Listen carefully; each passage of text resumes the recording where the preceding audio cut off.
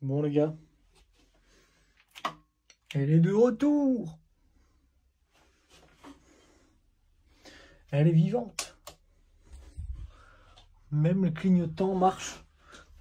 Oh là là, c'est génial.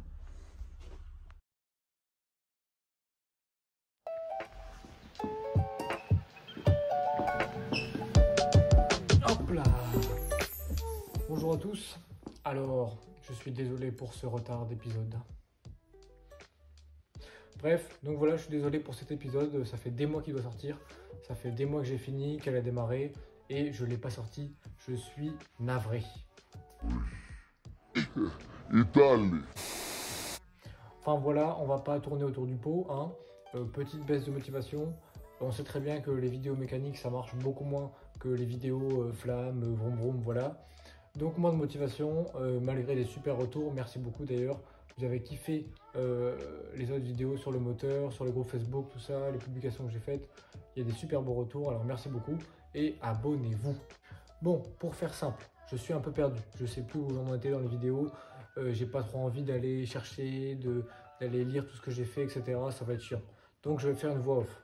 Voilà, c'est pas le meilleur truc, c'est pas forcément ce que je préfère.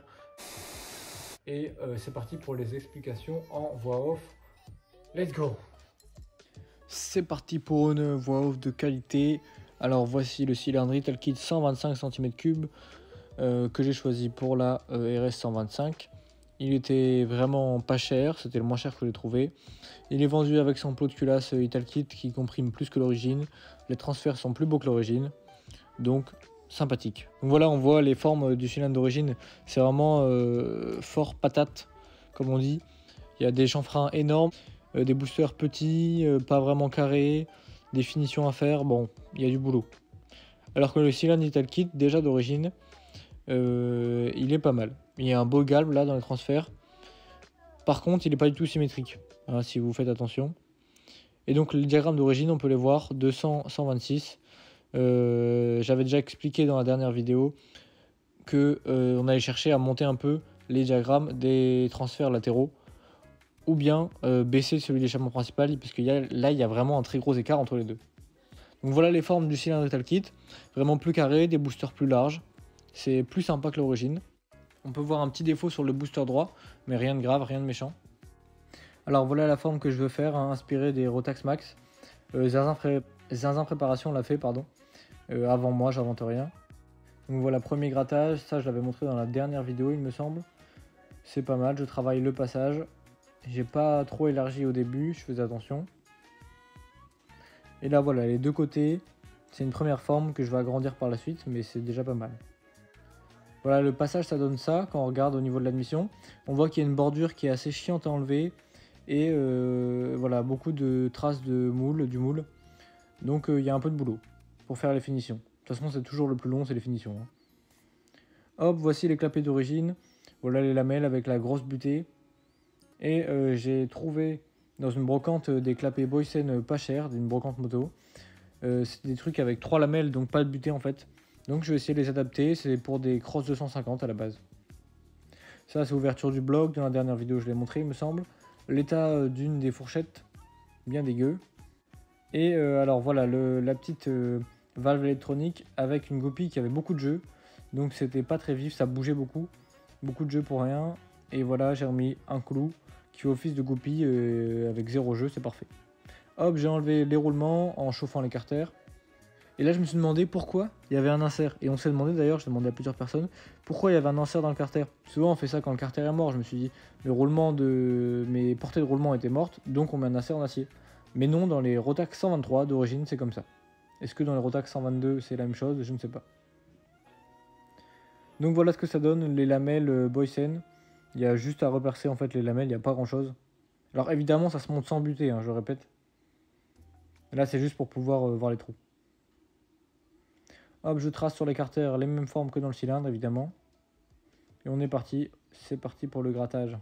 Ça, c'est mon nouveau lubrequin que j'ai racheté d'occasion après qu'on m'ait annoncé que le mien est beaucoup trop voilé. Voilà les carters. Donc une belle forme, magnifique. Je vais encore plus s'ouvrir après. Mais j'étais très content de cette forme. Franchement, ça va vraiment bien. L'alu est bien pour travailler. C'est vraiment sympa.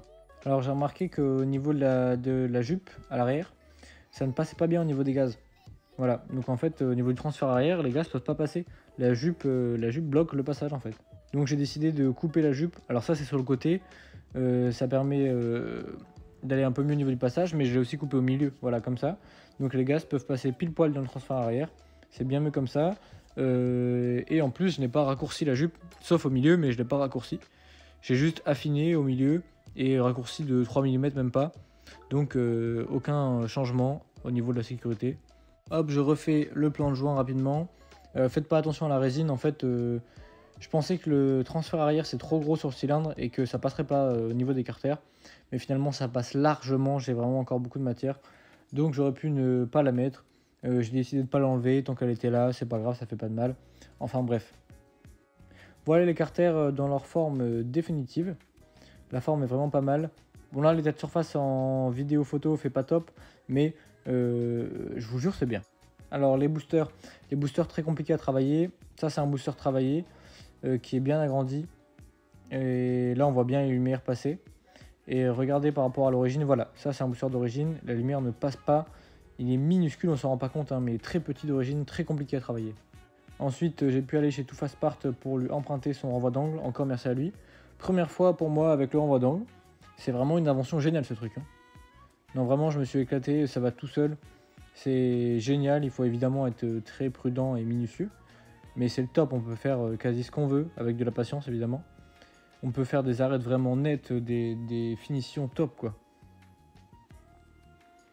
Donc voilà, c'est l'heure du remontage. Le bas moteur est bien monté. Les joints spi sont collés sur le côté, par peur qu'avec la pression ils sautent. Chacun ses techniques. Donc voilà un peu l'état de surface finale, les formes finales. J'étais très content de cette préparation. L'état de surface avec les fraises de Too Fast Part est vraiment magnifique. Encore merci à lui, c'est top. Voilà un petit zoom sur le cylindre. On voit les jupes, on voit la forme de l'embase. On voit un peu au loin les lumières qui sont mises au carré.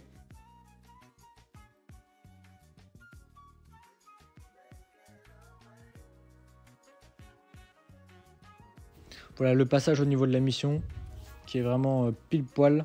L'état de surface magnifique. Et voilà les lumières. Donc c'est beaucoup plus carré que le cylindre d'origine. Hein. Il n'y a pas de forme patatoïdale comme on dit. C'est net, c'est carré. Je les ai tous mis à la même hauteur. Et j'ai essayé de les monter un peu. Du plus que je pouvais sans trop forcer on va dire. Et voici les boosters que j'ai essayé de remonter également. Très compliqué à travailler. Ils étaient très bas en diagramme d'origine. Donc j'ai essayé de les rapprocher des diagrammes de la lumière principale d'échappement. C'était pas facile. Ils sont peut-être à 5 degrés de lumière d'échappement là. Voilà, là on voit que je les ai bien creusés les boosters. Et honnêtement, vraiment, y a du boulot pour les boosters. On peut encore y passer des heures. Hop, remontage du côté embrayage. Alors là, je vous explique dans la vidéo qu'en fait, sur les Rotax 123, il n'y a pas de marque sur les axes. Donc il faut bien mettre son vélo au point moraux avant de caler ses petits pignons. Enfin bref, renseignez-vous si vous remontez à un moteur. Et là, je vous montre un peu mon embrayage qu'il y avait sur la moto d'origine. Quand je l'ai démonté, le truc était fissuré, plus de garniture, et ça roulait encore. Voilà, remontage d'un embrayage neuf avec des ressorts plus durs, à voir si ça change quelque chose. En tout cas, ils n'ont pas l'air énormément plus durs. C'est pas le jour et la nuit, mais c'est là. Pas sûr que ça soit très utile. Voilà, remontage, fabrication d'une clavette décalée, parce que les clavettes décalées de Rotax 122 ne passent pas sur Rotax 123, à ma grande surprise. Voilà, mes adieux au cylindre. Et voilà, là on voit montage du cylindre et on voit qu'au point mort bas, c'est pile poil au ras du piston, c'est vraiment le top. Je reprends le diagramme une dernière fois pour le montage final. Prise du rapport volumétrique également, c'est pour ça que vous me voyez changer les joints. Donc on tombe sur un 197-130, c'est parfait. Je voulais baisser un peu l'échappement, la lumière principale qui a baissé, et monter les latéraux, donc ils sont montés, c'est le top. Pour rappel, à la base on était à 200-126, avec le surfaçage des carters, on est descendu au niveau de l'échappement, et on est monté aux latéraux grâce au renvoi d'angle. Un taux de compression de 13,5 pour 1. Et voilà les lamelles, ce que ça donne, les lamelles Boysen, ce que ça donne sur la boîte à clapet d'origine. Donc pas de butée, hein, vu qu'il y a 3 lamelles, c'est le but. et remontage final du moteur avec tout ce qui va bien, le carbu de 34, l'allumage d'origine.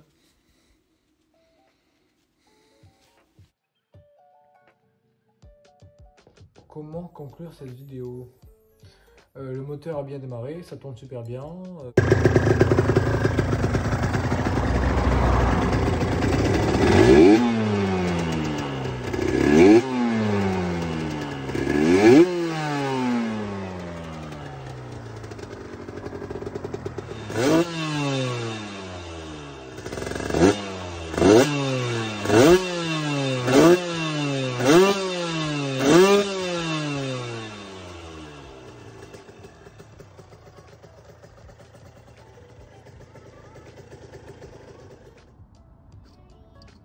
Je tiens tout de suite à remercier Laurent.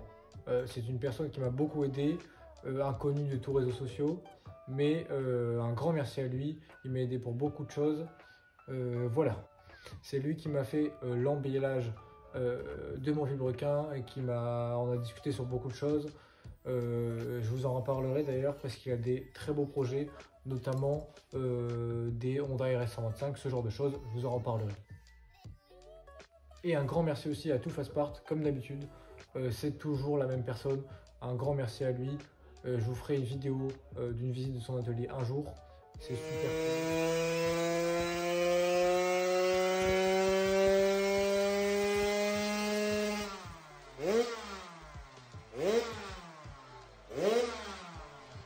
C'est super cool, c'est génial. Vous pouvez le contacter pour tout ce qui est préparation de motocross, de 85, 225. De temps évidemment. Il a un banc moteur, il fait du développement, préparation cylindre, admission, échappement, test des pièces que vous voulez. Tout ça, voilà, allez le contacter. Instagram, Facebook, TikTok, voilà. Lien en description. Grâce à Laurent, justement, je vais pouvoir passer cette RS125 au banc pour voir un peu ce que ça donne, faire des tests de pièces. J'ai encore des pièces à tester, peut-être imprimées en 3D, je vous en parlerai. Et voilà, il y a beaucoup de tests à faire, il y a un peu de développement à faire, il y a du test de longueur d'échappement, j'ai des rallonges, test d'avance à l'allumage, même si c'est assez limité parce qu'on n'a pas d'allumage programmable, ça reste l'allumage d'origine, donc on n'a pas des réglages d'avance énormes non plus. Bref, on va tester ça. On a déjà un carbu qui va être réalisé en 38 ou 36 à tester, donc j'ai celui de 34 d'origine plus le réalisé à tester. Voilà, on va tester quelques trucs, ça va être très intéressant. La vidéo sur le banc arrive pas avant longtemps, mais ça va se faire. Sur l'ARS, vous aurez plus trop de vidéos, à part sur les petits détails concernant le moteur, puis le passage au banc, et une vidéo où j'explique un peu tous les détails esthétiques de la carrosserie. Vous voyez, c'est pas fini, il manque un garde-boue, il manque les flancs, il manque les tubes d'aération ici. On va essayer de faire un truc très bien, je vous ferai une petite vidéo détail esthétique de la RS125. Et voilà. Surtout, abonnez-vous, plein de belles choses qui arrivent, une nouvelle moto que je vais vous présenter bientôt, plein de belles choses. Au revoir à tous, je suis un youtubeur professionnel.